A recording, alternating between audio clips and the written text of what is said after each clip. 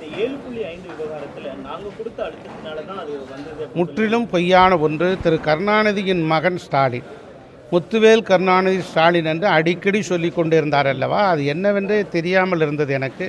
இப்போதுதான் அது உண்மை புரிந்துவிட்டது.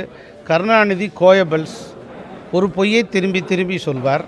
இப்போது அவர் மகன் மீண்டும் பொய் சொல்ல தொடங்கியிருக்கிறார். பல பொய்களை 520 வாக்குறுதிகளை 520 வாக்குறுதிகளை நிறைவேற்றாத 420 அவர்கள்.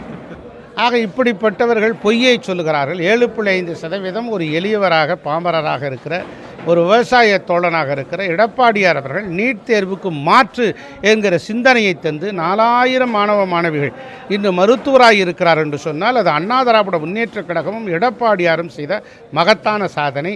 அந்த சாதனையை தனதாக்க பார்த்திருக்கிற ஸ்டாலின் உள்ளபடியே வெட்கப்பட வேண்டும், வேதனைப்பட வேண்டும். திமுக காங்கிரஸ் கூட்டணி இடையே ஒரு சலசலப்பு. திமுக காங்கிரஸ் பிளவுபட இருக்கிறது. கொஞ்சமாக விலகி கொண்டிருக்கிறது. விரைவில் அது நடக்கும். சில புதிய கட்சிகள் ஆரம்பிக்க போறதாகவும் அதிமுக வெற்றியை நாங்கள் தடுப்போம்னு சொல்லிட்டு சசிகலா யார் வந்தாலும் அண்ணா திராவிட முன்னேற்ற கழகத்தை வீழ்த்த முடியாது. பந்து அடிக்கத்தான் உயரும், வைரம் அறுக்கத்தான் மின்னும். அண்ணா திராவிட முன்னேற்ற கழகத்திற்கு ஒரு சோதனை என்கிற போது தான் அது மேலே எழுந்து வரும். 8வது முறையாக நாங்கள் நிச்சயமாக ஆட்சியை பிடிப்போம். புரட்சி தலைவி அம்மாவுடைய 78வது பிறந்த நாளை முன்னிட்டு கழக இலக்கியணியின் சார்பிலே தலைமை கழகத்தில் கழக மாவட்ட கழக செயலாளர்கள், மாநில நிர்வாகிகள் அடங்கிய ஆலோசனை கூட்டம் நடைபெற்றது. மிக சிறப்பாகவும் எழுச்சியோடு நடைபெற்றது.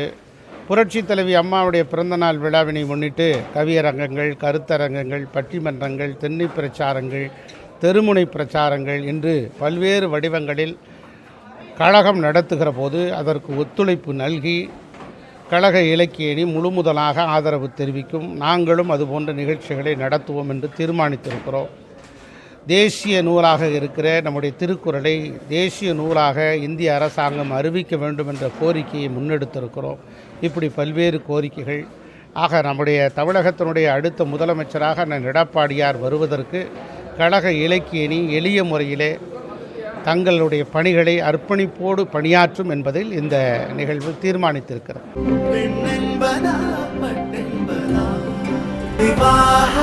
மணப்பெண்ணின் பிரத்யேகமான திருமணம் விவாஹா தி சென்னை சில்க்ஸ்.